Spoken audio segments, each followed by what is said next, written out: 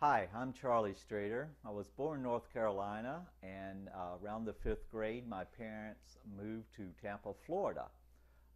Not too long after that, probably by the time I was 8 or 9, my stepfather, who was a refrigeration mechanic, came down to Bonita Springs to put in one of the supermarkets down here. And since it's a long project, he rented a house on the Imperial River. Many of you may even know it. It was Dr. Weeks' old house. Sits on an Indian mound across from Bonita Bay's marina. After the job, because my stepfather loved to fish, and being a young boy, I certainly did enjoy being out on the water myself. We purchased the property, and later on during college, I lived there for a little bit, and also permanently moved down in around 79, but we'd been coming here since the late 60s. So got to see some of the changes and got to see Bonita Springs before the big boom of the late 80s and 90s of development, and just was very fortunate to have all those years on the water, in the river, uh, with a background in anthropology, and later became president of the Southwest Florida Archaeological Society. Through that, I kind of fell into being involved with the local cultural resources here in Bonita Springs, and a wonderful organization called the Bonita Springs Historical Society asked me at some point to be president, which I agreed for a few years. And so I've just developed an intense and strong love for our history here in Bonita Springs.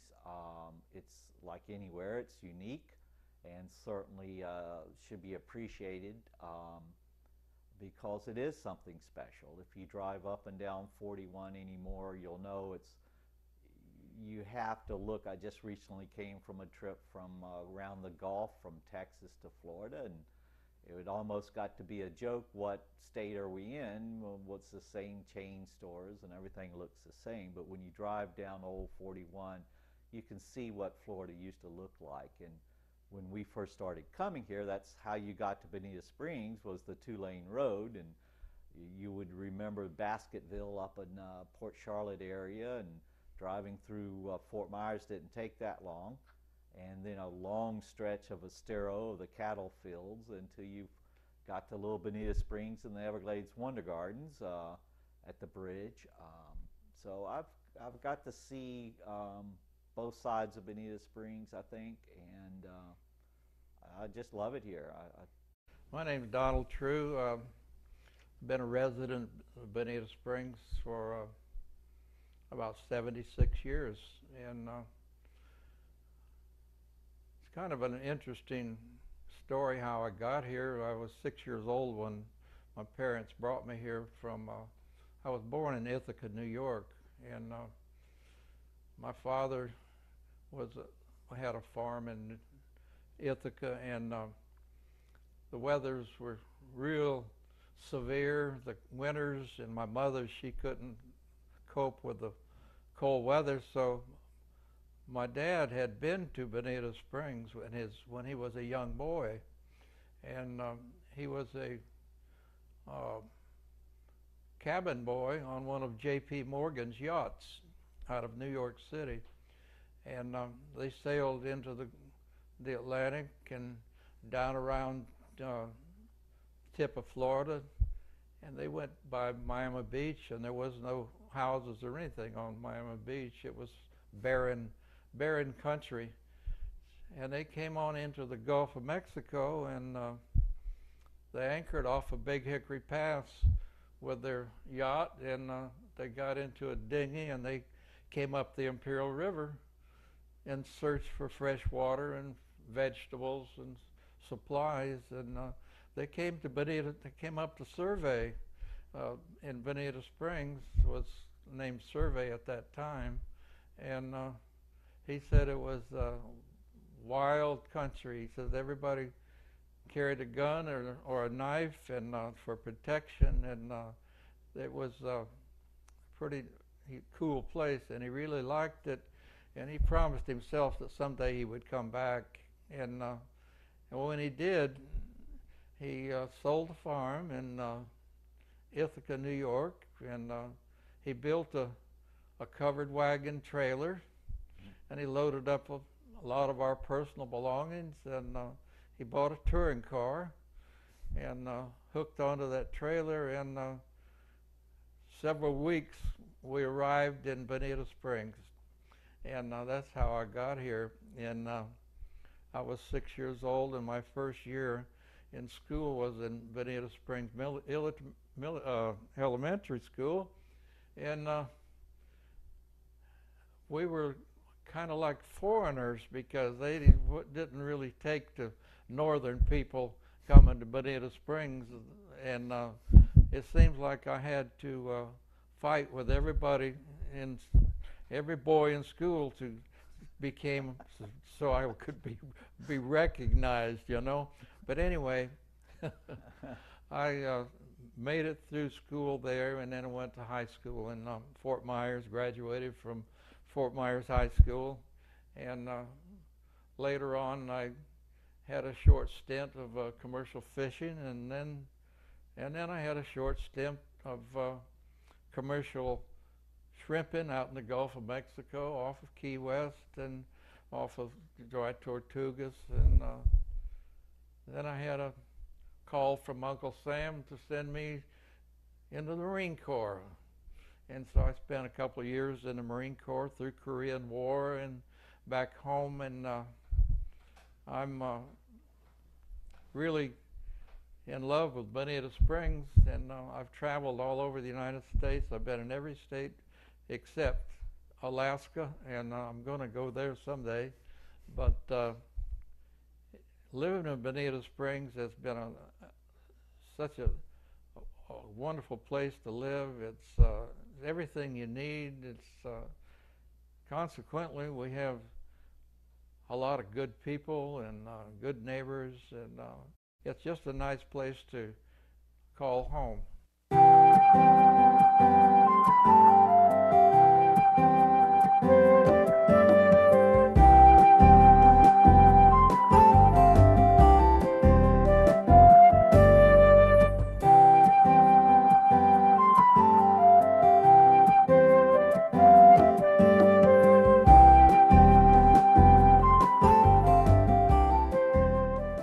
Came here when you were 6. I started coming here when I was about 9, but I didn't go to school here. What was that like? You hear stories of they'd let you out at recess to go fishing. What was school like besides? Well, the first thing when you enter a community, a tight-laced community like there is here, was back then, anybody that came in was a foreigner. And it was really hard to be accepted.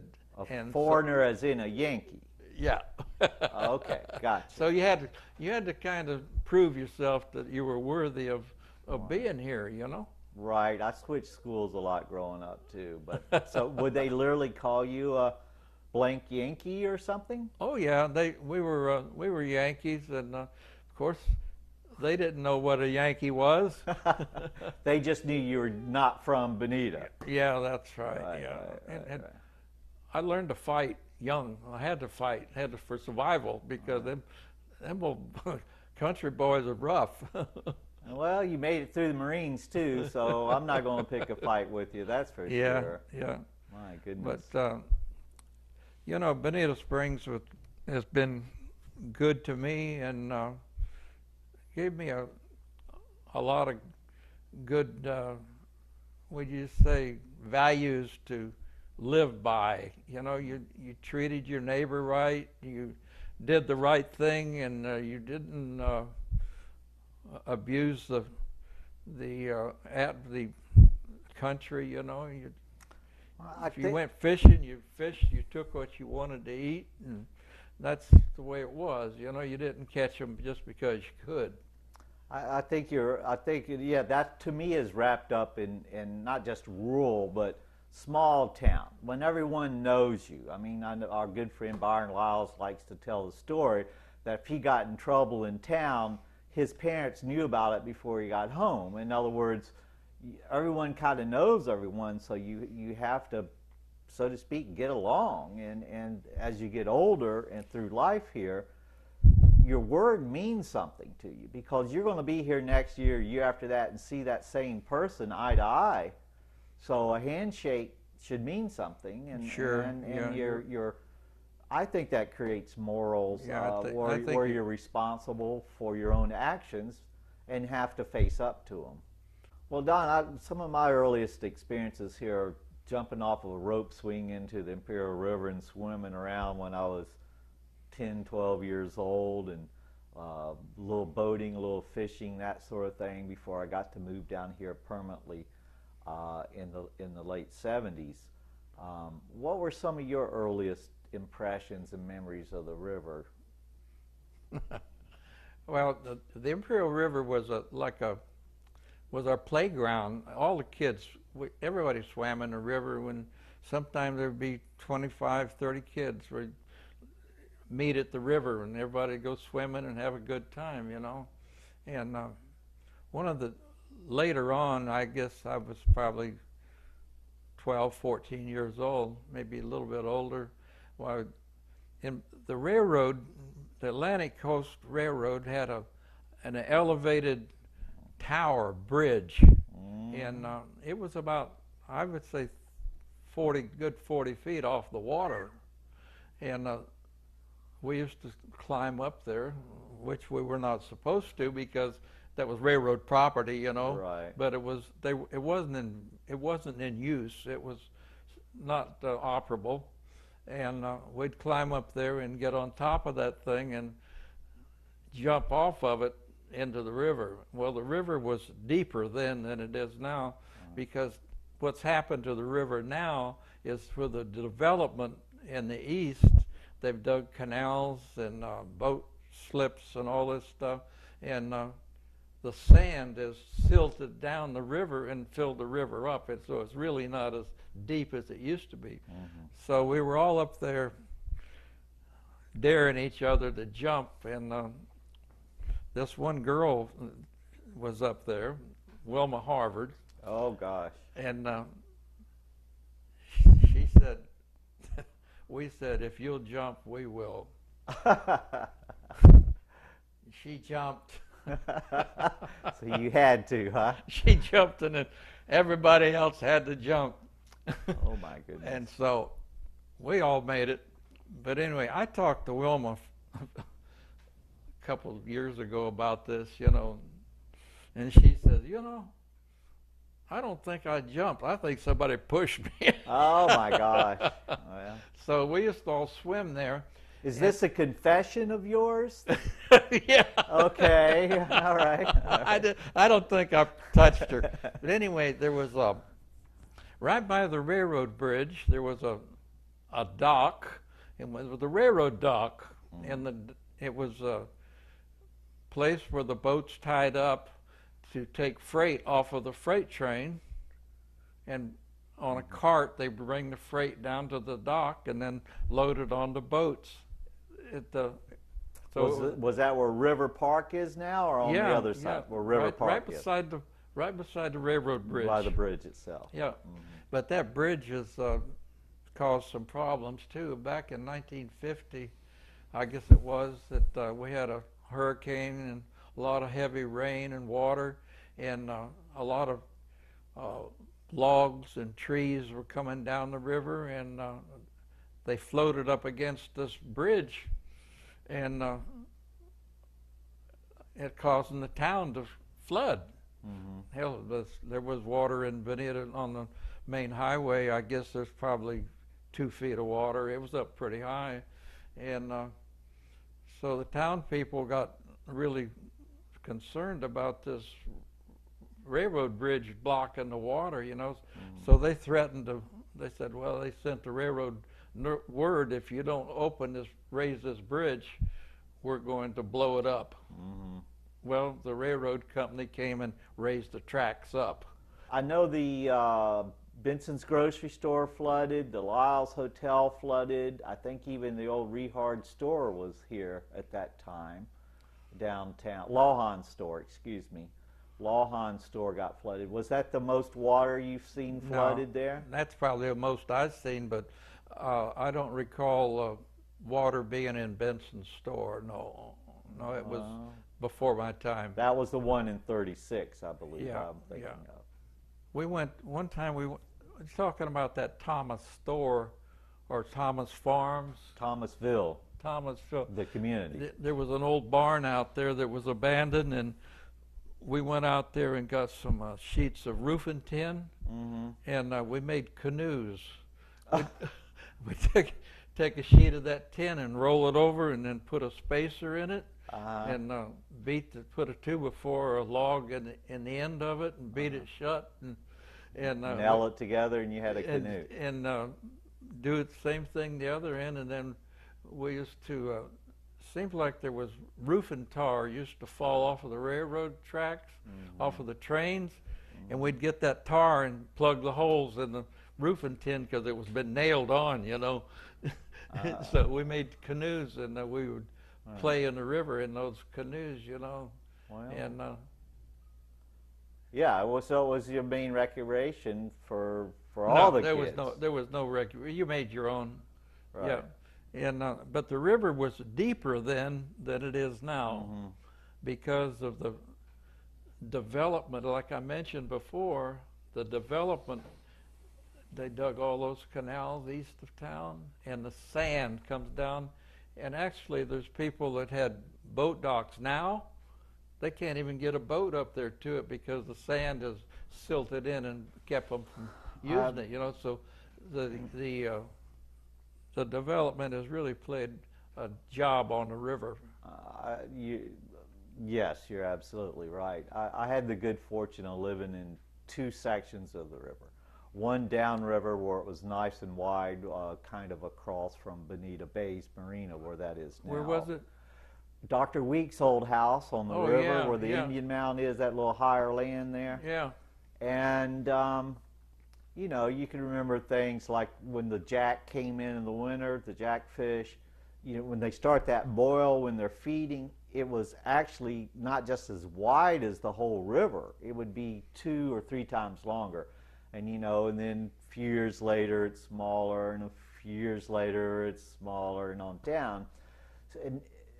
And I did notice the channels filling up a little with silt there. Where I really noticed it is later on in the around 90, late 80s, when I moved up further up the river at the headwaters up here in the DRGR, that these little tributaries were white sandy bottoms. And I'm sure you remember going up parts of the Imperial River.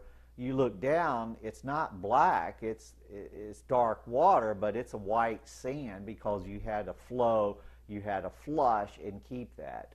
And you know, it's hard to believe that in my short time that I've you know, seen these changes. So I can't imagine. You know, down the river, you're talking about Doc Weeks' old house. You know, down there just a little further is the auger hole where it empties into the lower end of Estero Bay. Well, that was the only cut that went into the river then. A few years later, they cut into Fish Trap Bay. Correct. And they call that government cut. Right. And that allows more water to come out of the river and get into the bays, because then it goes into the Fish Trap, and then goes Fish Trap Creek out into the lower end of Estero Bay. Well, while we're talking, you know, you hear different stories about the auger hole and while it was named, but I think we should take advantage of telling some big fishing lies while we have a chance, while we're talking about water. I remember being just up from the auger hole, and there's so many oyster bars in there, as you know, and you know, casting for snook with a mirror lure one time. And often common when you're fishing with your lure, you're really paying attention where you cast it in the first few pulls, because you often get that strike right at the beginning. And then as you get, you know, you realize, oh, I'm getting nothing, so I'm reeling it in, and then once it gets close to the boat, I'm not paying much attention to it. You know, you're daydreaming. And about 3 foot from my John boat, so you're setting down, it's like in a canoe, you know, you're setting right in the water, so to speak. Boom! This snook came out of the water. Probably the biggest I've ever hooked in the river itself. I don't know, maybe at least 20, but you know, when they're that close to you, they look so big. And I didn't know what to do, but he threw the hook and went his way. And I don't, what's the biggest you caught in the auger hole or in the river here? What did you used to fish for? And tell me a fishing story. I've caught, mostly what I caught in there were sheephead. I never caught any big fish in there. We used to go down to the pass to go snook fishing, you know. We never did much snook fishing Hickory in there. Pass. Yeah. Hickory. Yeah. Now, was Little Hickory Pass open when you were here? Yeah, Little Hickory Pass was open, and it was open but not open. All right. Because in the high tide, there would be probably 2 or 3 feet across water in it. But when the tide went out and dead low tide, right, you could drive your Model A right across it. Now, where was it exactly? It was, I think I know where it is, but you leave Hell's Gate, which is the pass on the south end of Little Hickory Bay, and when you leave Hell's Gate, you go right straight ahead, and it was right due so west. if you went down Bonita Beach Road, and the road goes to the right to go north up Hickory Island, if you go left, it goes towards Barefoot Beach. And I remember one time I took my Jeep down that point, Bonita Beach, down to north end of Wiggins Pass. I don't remember any major cuts at that time in the... There probably was closed up. Closed. So how far would I had to drive down? From what you're describing, it's probably a mile. About a mile, because that's about 2 and almost 3 miles down to Wiggins. Right. Yeah, right. Yeah. But this man, there was an article in the paper the other day about Walter Mack. Yeah.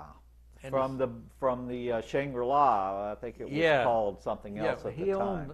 He owned it. He owned it. He also owned the south end from Wiggins, from Bonita Beach Road, all the way to Wiggins. Well, he was from the Cadillac family too, he owned if I remember right. So. And he contracted or hired a bunch of men, and they went in there on the bay side, and they cut all those big black mangrove trees down, and cut them up. And they had a dredge in Little Hickory Bay, and they were filling that island up. They were developing it. Well, there are some canals in there. And he got stopped. Okay. And that was Walter Mack. And there's still some evidence down there of his dredging, because there's some pipes in there, and he did that. That was Walter Mack's. He closed off Little Hickory Pass. It doesn't take much to change the flow of the water. He closed it off. He had piling across there and everything. And, just south of that, whatever bay they call it, south of Fish Trap Bay on the south side of Bonita Beach there. If you go back in through there towards the Gulf, you can see some canals that were dug in there as well. On the north side of Beach Road? South side of Bonita Beach Road. Yeah, that was Walter Mack. He was responsible for a lot of that. Yeah. What were the roads like here? I mean, I barely remember, you know, when we first started coming to Bonita Springs, there was no new 41. Of course, there was no interstate, so everything was old 41, all the way from Tampa straight to here. The beach road was already in. You could drive to Bonita Beach. What are your earliest memories of the roads here? Well, the road from Fort Myers to Bonita Springs was paved all the way, but it was, the macadam was like, when the sun shined on it, it would get kind of soft, you know. But anyway, the there were a lot of places between the 10-mile canal and Bonita that would be, in the summertime, would be underwater, and you'd have to, the road department would come and they would drive stakes along the shoulders of the road so that the cars could know where the road was, because the rainwater was discolored, you know, and you couldn't see the pavement. Which so is dark anyway, right? Yeah, dark water, so you just drive in the water. So when you say 10-mile canal, you're speaking of an area kind of just south of Page Field. I'm talking about the road, I mean the area just north of Alico, where Alico comes out, yeah. Right. And but south of there, so in the summertime, we went to Fort Myers for shopping. We rode the Greyhound bus because the bus had no problem getting through the water. Right, right. And we would ride the bus to Fort Myers and go to the movies or whatever, and then we'd take the bus back home because that was underwater. But the beach road was, parts of it was paved and part of it wasn't. And the bridge that goes over to Hickory Island now was low. It was, when the tide was high and you go to that bridge, the water would splash up between the cracks in the bridge, and that's how how low that bridge was, you know. Wow. And but the roads were, and in Bonita, the first streets that were ever paved was Dean Street. Okay. That was the first paved road. Mm-hmm. Was Dean Street. The rest of them were all shell roads, beach shells, mm-hmm. and which was detrimental to cars because there's a lot of conchs in the road, and you run over one of those conchs and it would flip up and puncture your tires, you know. But that was the, and then 41 was paved all the way through, you know. Right. I understand some of the earliest roads, like you're talking about in Bonita, when you go towards the Gulf, there were a lot of large shell mounds left by the Calusa Indians. That's what they would use. They would dredge the shell and bring it up into town to help make a road base. Yeah, so, the biggest shell mounds were south of Bonita Beach Road over in which is now Bonita Shores around the bay. There's still some pretty good sized mounds in there, but mm-hmm. they don't dig them anymore, you know. My father-in-law was born in Bonita, Mitt McSwain, and he's my stepfather, rather. And he worked on a road crew, and they hauled that beach shell out of there with mules and wagons, and they dumped it on the roads going towards Fort Myers, and they had a section of that road that they built with beach shell out of the Indian mounds, which they were not graves, they were, you know, garbage pits for the middens, Indians. right, yeah, right, yeah. midden shell. So that's how they built the part of old 41, you know. By mule, though, not mules by and running wagons. a truck. Yeah, no trucks. So you're glad you're not that old to have to do that work on that, aren't you? But later on in years, my dad, he worked for the county. This was right about the time of the WPA, and he drove a truck and they hauled that shell, and they still put some of that shell on the streets. Mm-hmm. Back then, they didn't pave them. They just put shell on them, you know, to deal with the sand. Like everybody knows, this whole area was the beach at one time. Sugar sand, we used to call it. Yeah. Sugar, you could get stuck real fast in sugar sand. Yeah. So when you were younger, Bonita Springs, survey Bonita Springs is what, 5 miles or so from the actual beach. So when you were young, if you wanted to go to the beach, you had to find someone with a car, or did you bicycle to it, or were there buses? How did you go to the beach? we used to ride our bikes down there, and I used to. At one time, my parents had a house when I was real little down on near Stanton subdivision on the river, Right. and we rode our bicycles all from there, you know. And That's just pretty closer, just yeah. to jump it Right. down to the beach, you know. Right. Yeah. Right. So all the bridges were in. You could get to the Yeah. beach Oh, easy. yeah. Just some Yeah. of the bridges were Yeah. lower. It certainly made a change. What was the bigger change? Obviously, I don't know. It's hard to say which was bigger. You had as far as changes, when New 41 came in, it radically changed what we knew as a downtown Bonita Springs, Old 41 or the Tamiami Trail. The businesses, the shopping centers grew up at the Beach Road, Sunshine Plaza, and what was it, Hartley's, and some of the others. It's harder to measure the impact of I-75 come in, but in some ways I think it's just as strong. It just brought more people to our community. I don't think I-75 brought more people. Okay. I think it just allowed people to get to Miami from Tampa quicker. Right. I don't think that it had anything to do with Bonita Springs growing, because it didn't bring people in. It just facilitated the growth period of the 90s, I guess. Charlie, the biggest thing that facilitated growth here was the Second World War. I thought you were going to say air conditioning, but go ahead. The Second World War, we had military bases all the way around us. Mm-hmm. In Naples, they had Army crash boat service, Air Force. Right. Fort Myers Beach, they had the Coast Guard. Fort Myers, they had the Air Force, Army Air Force. Buckingham was the largest flexible gunnery school in the world. Wow. In Buckingham, where they trained the gunners from shooting targets towed by another plane out over the Gulf of Mexico. The sky was full of. What about Page Field? Page Field was an Air Force, Army Air Force field, Air Force.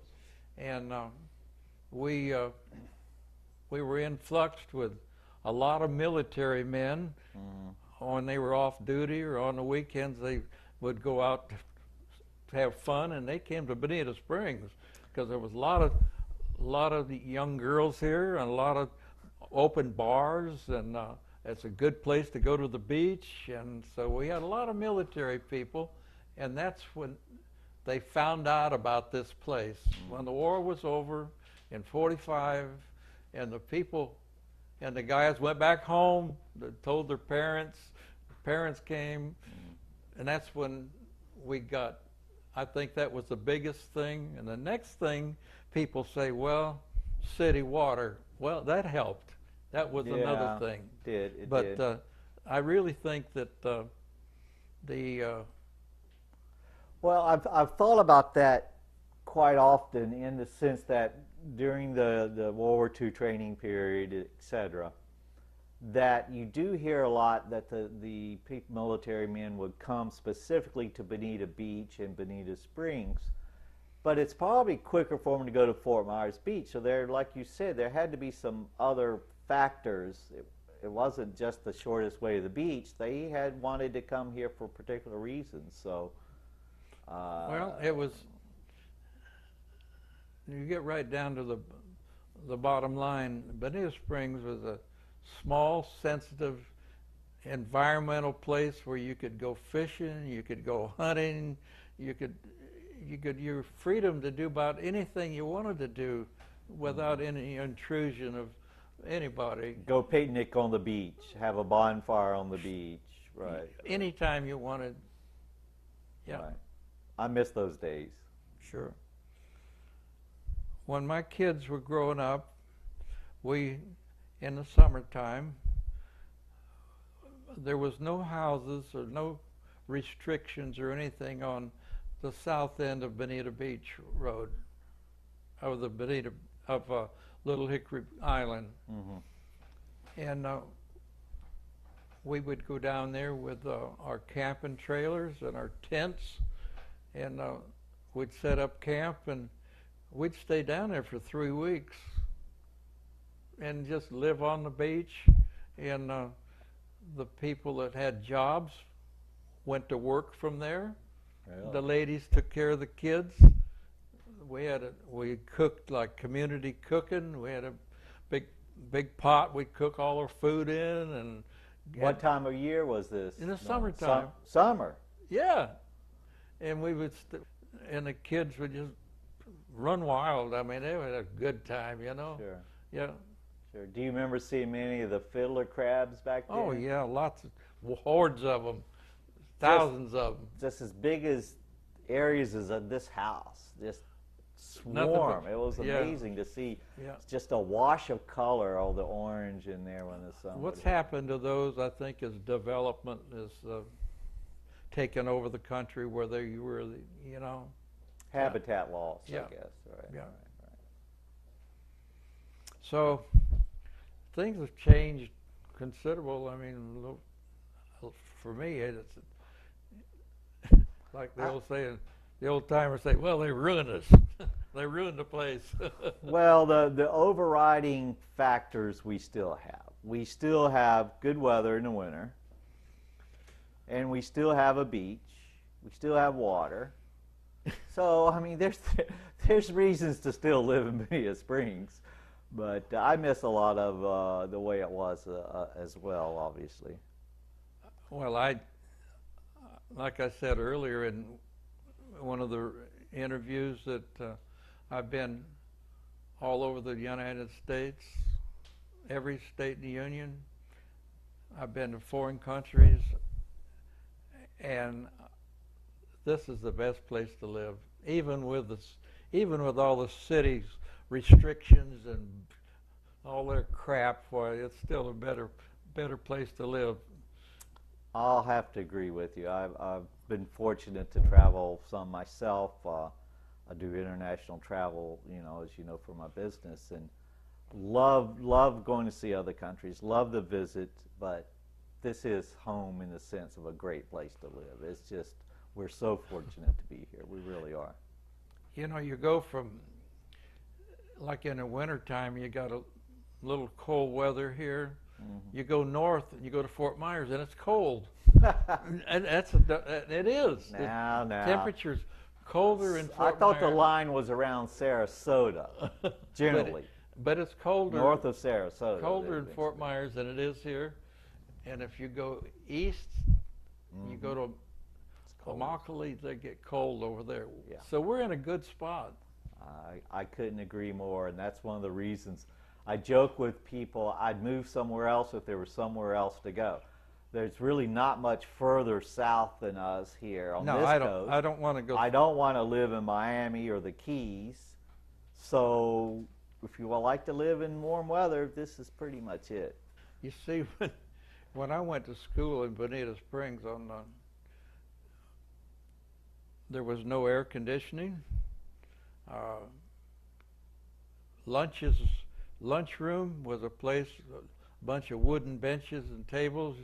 You brought your own brown bag, and they served water. They served water. And no screen. You didn't have the little milk cartons from McCormick Dairy, or? They did at one time. They had little bottles of milk come from McCormick's Dairy, and but you had to buy that, and if you didn't have any money, you went without. It wasn't furnished by the school. You had to have money to buy that, and the flies and the mosquitoes would come into no screens on the windows, and that was your air conditioning. No fans. No fans. So paradise was different. It was definitely different. Yeah. I tell this story about going to school there, and McCormick's had Morris McCormick had a dairy out on the end of Dean Not Street. Morris, but his Morris's family. Yeah. Right. This was his name. Oh. Morris McCormick. Not Senior. Senior, okay. Oh, he was a grandpa. Okay, gotcha. Yeah, and the cow. See, back then we had open range in Florida, and if you had a home site, you fenced your home site in, right, because you had to keep the animals out, right, the horses and the cows and whatever. The school had a barbed wire fence around it too. That's to keep the right, animals out. Right. So these cows used to come from the dairy down there around the school, and so at recess time we'd go out there and catch those cows and ride them like, yippee, here we go, you know. And we'd catch a young heifer, a little young cow, you know. Oh, you wouldn't do it with the big ones? No. No. And we'd ride those cows, and I can remember this one kid was riding one, and then the cow just run underneath a grapefruit tree and just brushed him right off. Ooh. So we used to have a lot of fun with the cows, you know. To this day, my favorite story, true or not, who knows on quotes, right? But I guess it was Mrs. McCormick who owned the dairy you're talking about that supplied milk to the school kids. At some point in time, the U.S. government came to her and said, you can't supply that milk to these children. It's not pasteurized. And she was very indignant and said, well, of course they're pasteurized. They were in the pasture all day long. So, true or not, I always loved that story. Who knows? Yeah. Donald, I understand you were a guide at the Everglades Wonder Gardens. Yes, I was. Grew up in my younger years at the Wonder Gardens, and just kind of grew into it. But my brother Alfred was the first guide they ever had, wow, and he was going to Fort Myers High School at the time, and of course I was 4 years younger than he was, and so I had the duty sometime of guiding people around the park and telling them about the wildlife and their habits and all that stuff. Yes, I was. So you helped feed the animals. You helped did whatever had to be done. Did everything. Build the cages. I did everything, and right, I was just part of the early formation of the thing because I was there when it was happening. So you said you used to travel around the state with Bill on various wildlife. What was typical that you would go do? We would go to old abandoned farms or buildings and look for snakes, look for rat snakes, or we might go out at night with headlights and catch cottonmouth moccasins and water snakes, and we might have to go out and spear some garfish and stuff to bring it back to feed the animals and feed the reptiles. Yeah. Well, yeah, I knew it started as the Bonita Springs Reptile Gardens. Yeah. Were you there when he started to bring in like panthers and the bears? Yep. Yeah, panthers and bears, and we had those 3 baby bears came in, and they were. The story goes, they were called Tom, Dick, and Harry, and there were 3 little bears, and they were real, like 3 of them were in almost a box the size of a shoebox. Wow. And they were just little cubs, and found out that Harry was a girl, so he became Harriet. So, there's some, and then we had baby deer. We nursed, we had hunters would bring in baby deer, and you said your brother Alfred used to swim with take one of the bears out to go swimming in the river there. Yeah, we had. Is that something you never decided to join them when they would do that, or? He just wanted to do it, I guess, and this big bear, her name was Susie, and had a collar on her, and he had a dog chain, and so he would take her down to the river and go swimming with her, and the bear just loved it, you know. And that was the fun part. But trying to get her out of the river, that was a problem too. Yeah. And sometimes he'd have to get a pan of food or some fruit or something to coax her back into her cage, because she was pretty stubborn. She weighed about 250 pounds, you know, big bear. Right. So how did he acquire his panthers? And I mean, that, you know, unloading certainly a bear or a panther out of your cage. I've heard a few stories around town of people handling that. That must have been exciting. The panthers were brought in. Most of them were brought in to start with, just kittens, you know, and raised there. Okay. And then if they were transported, they would have big box cages, you know. You'd take a big box and put it up to the door of the cage and shoot them in there. And were you involved in when they would take the animals out to the schools? Yes, as well? I was. We used to take. I used to go with Bill Piper at night and in the evenings, and we would go to Fort Myers or Naples or Arcadia, and we would take rattlesnakes and other wildlife and on exhibit, you know, and I used to go with him for that. Yeah. I can't imagine. I understand that Bill or one of them played musical instruments and such.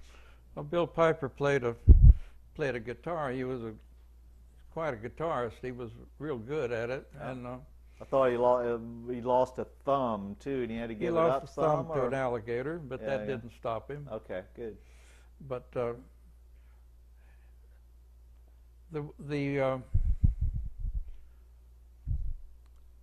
reptile gardens, you had the general public coming in there, and you'd have all classes of people, and this one bunch of guys came in there, and they were drinking, and well, I don't know how drunk they were, and we always had a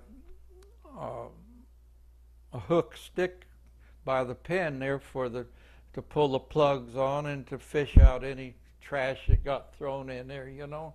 And this drunk was in there, and he was to that pole, and he was poking the alligators.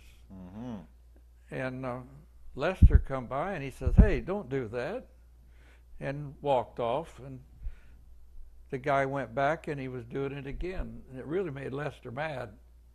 And he went and he grabbed that guy and had him up over his shoulder, and he was going to throw him in that alligator pen.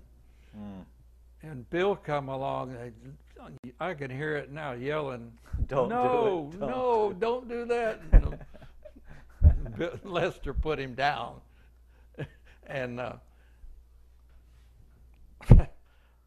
was that time I realized how strong Lester Piper was.